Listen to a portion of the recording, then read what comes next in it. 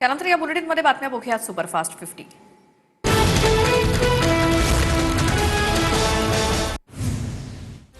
महाराष्ट्रात पुढचे 4 आठवडे पावसाचं प्रमाण घटणार असून उकाडा वाढणार। हवामान विभागाचा अंदाज तर सप्टेंबरच्या दुसऱ्या आठवड्यात दिवसाच्या तापमानात मोठी वाढ होऊन उकाडा वाढणार असल्याचे संकेत। वर्ध्यामध्ये पावसाचा खंड पडल्यामुळे पिकांच्या संरक्षणासाठी शेतकऱ्यांची धडपड। पिकं वाचवण्यासाठी शेतकऱ्यांकडून हंड्यानं पाणी। राज्यातल्या धरणांमध्ये 74% पाणीसाठा असला तरी विभागनिहाय मोठी तफावत। छत्रपती संभाजीनगर विभागात अवघा 49.87% साठा असून राज्यातील 22 धरणं अद्याप कोरडी। गतवर्षीच्या तुलनेत यंदा राज्यातील पाणीसाठा सुमारे 5% कमी। सोलापुरातील उजनी धरणामध्ये 8,746 क्युसेक वेगानं पाण्याची आवक। उजनी धरण 99% भरलं असून आज 100% भरण्याची शक्यता। धरणाच्या विविध कालवे आणि योजनांद्वारे 3,720 क्युसेकनं विसर्ग। सद्भावना दिनानिमित्तानं नाना पटोलेंकडनं गोसीखुर्द धरणाची पाहणी। पटोलेंकडनं राजीव गांधींच्या दूरदृष्टीचं स्मरण। वाशिमच्या मालेगावात काही लघु प्रकल्पांच्या भिंतींवरती मोठ्या प्रमाणात झाडं झुडपं वाढली। मुळांमुळे भिंतीला तडे जाऊन नुकसान होण्याची शक्यता असून प्रकल्पांच्या सुरक्षिततेचा प्रश्न निर्माण। झाडं हटवून आवश्यक ती दुरुस्ती करण्याची मागणी। नागपूर महापालिकेच्या आमसभेत नगरसेवकांचा ओसीडब्ल्यूसह पाणीपुरवठा विभागावरती तीव्र संताप व्यक्त। दूषित अनियमित पाणी आणि अवाजवी बिलांवर नगरसेवकांचा संताप। अधिकाऱ्यांना जाब विचारत दोषींवरती कडक कारवाईची मागणी। पावसामुळे भोरमधील हिरडस मावळ खोऱ्याचं निसर्ग सौंदर्य खुललं। आल्हाददायक वातावरणात पिसारा फुलवून नाचणाऱ्या मोराचं दृश्य कॅमेऱ्यात कैद। रस्त्यात नाचणाऱ्या मोराचा व्हिडिओ व्हायरल। नंदुरबारच्या अक्कलकुवा तालुक्यामध्ये सातबारा उतार्यावरील वनक्षेत्र नोंदींविरोधात शेतकऱ्यांचा एल्गार। वनक्षेत्राची नोंद झाल्यास पीक कर्ज विमा अनुदान धोक्यात। तहसील कार्यालयाच्या समोर ठिय्या आंदोलनाचा निर्धार। लासलगावात उद्या कांदा परिषद। कांदा उत्पादक शेतकऱ्यांच्या विविध मागण्यांसाठी कांदा परिषद। नाफेड आणि एनसीसीएफचा खरेदी केलेला कांदा संबंधित प्रदेशात विकावा, शेतकऱ्यांची मागणी। नांदेडच्या सावरगावमध्ये बसमध्ये जागा मिळत नसल्यामुळे विद्यार्थ्यांना एसटी बस अडवली। आणखी बसेस सुरू करण्याच्या मागणीसाठी विद्यार्थ्यांचं आंदोलन।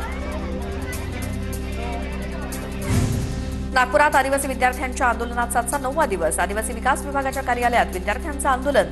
वसतिगृह प्रवेशासाठी 26 वर्ष वयाची मर्यादा हटवण्याची मागणी। अमरावतीत आदिवासी विद्यार्थ्यांचं अप्पर आदिवासी आयुक्त कार्यालयात आंदोलन सुरू। शेकडो विद्यार्थी आणि विद्यार्थिनींनी रात्र उघड्यावरती जागून काढली। तर विद्यार्थ्यांच्या मृत्यूप्रकरणी महर्षी शाळा प्रशासनावरती सदोष मनुष्यवधाचे गुन्हे दाखल करण्याची मागणी। जालन्याच्या भोकरदनमधील तांदुळवाडी गावात विद्यार्थिनींसाठी बस सुरू। मानव विकास मिशन योजनेअंतर्गत विद्यार्थिनींसाठी बस उपलब्ध। विद्यार्थिनींची गैरसोय दूर झाल्यामुळे पालकांमध्ये आनंदाचं वातावरण।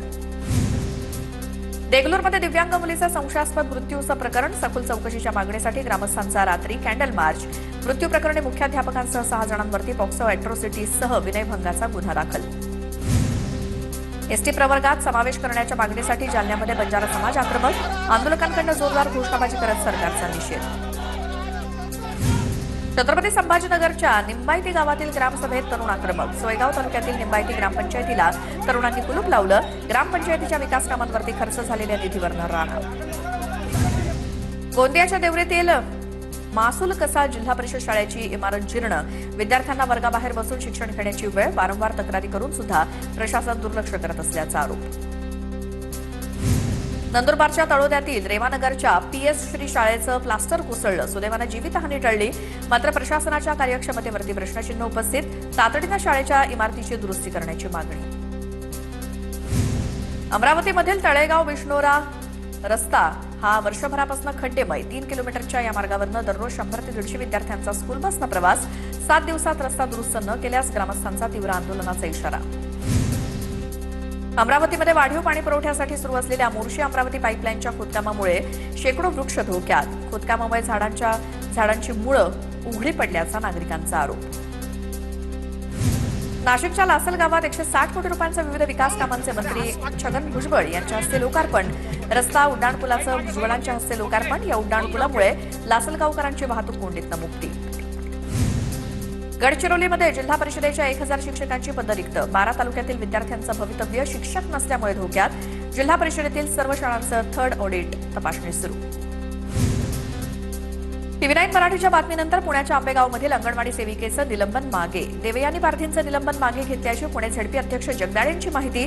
पारधींनी आहाराचा निकृष्ट दर्जा दाखवल्यामुळे त्यांच्यावरती निलंबनाची कारवाई झाली होती. अमरावतीमध्ये खुल्या तेलाच्या विक्रीवरती बंदी आणल्यामुळे गोरगरीब कुटुंब अडचणीत. खुल्या तेलावरती बंदी करताय तर तेलानं छोटी पॅकेट काढा, तेलाची छोटी पॅकेट्स काढा, महिलांची मागणी. कर्जमुक्तीच्या लाभासाठी आधार प्रमाणीकरणामध्ये येणाऱ्या अडचणी बँकेमार्फत दूर होणार. या नव्या कार्यप्रणालीमुळे वाशिममधील रखडलेला कर्जमुक्तीचा लाभ शेतकऱ्यांना मिळण्याचा मार्ग मोकळा. सिझेरियन शस्त्रक्रियेनंतर गर्भवती महिलांना 7 दिवसांच्या आत डिस्चार्ज नको. 7 दिवसांच्या आत डिस्चार्ज दिल्यास संबंधित डॉक्टरांवरती निलंबनाची कारवाई होणार. सिझेरियन शस्त्रक्रियेनंतर महिलेच्या पोटात कागदी रुमाल राहिल्याच्या प्रकरणानंतर जिल्हा शल्यचिकित्सकांचे आदेश. यवतमाळच्या वणी ग्रामीण रुग्णालयामध्ये व्हीलचेअर आणि स्ट्रेचर उपलब्ध नाही. नातेवाईकांना रुग्णाला पाठीवरती घेऊन रुग्णवाहिकेपर्यंत न्यावं लागलं.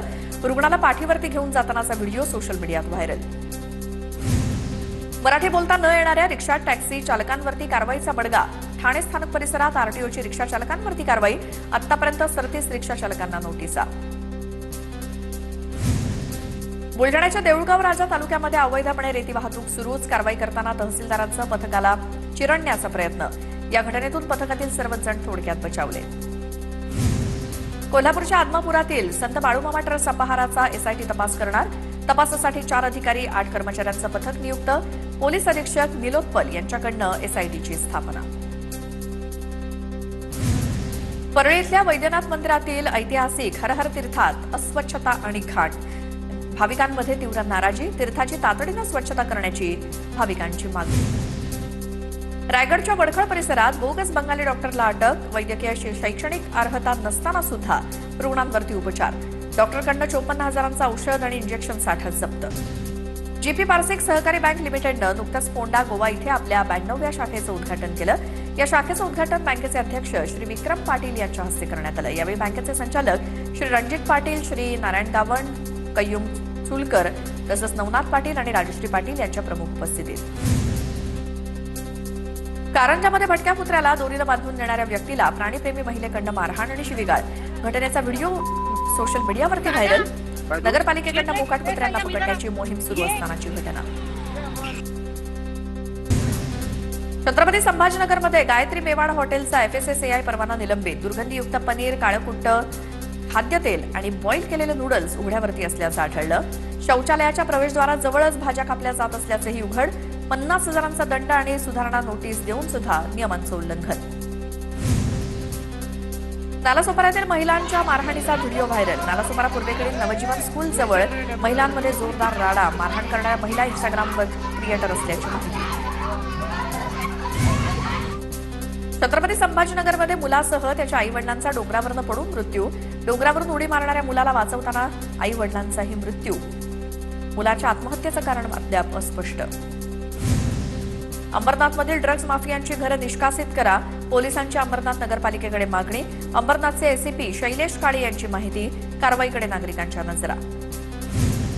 बनावट मूल्यांकन दाखला सादर केल्याच्या आरोपाखाली फलटणमधील 8 बिल्डरांवरती गुन्हा दाखल. या प्रकरणी 3 अटक. पोलिसांकडून अधिकचा तपास सुरू.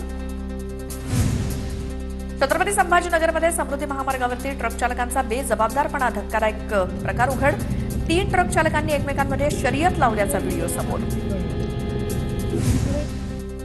वर्धा स्थानिक गुन्हे शाखेकडनं घरफोडी करणाऱ्या एकाला अटक. आरोपीकडनं 80,000चा मुद्देमाल जप्त. वाशिमच्या बोरवा घाटात हँडब्रेक न लावल्यामुळे बस शेतात शिरली. घटनेत बसमधील 40 ते 45 विद्यार्थी सुखरूप. सुदैवानं मोठी दुर्घटना टळली.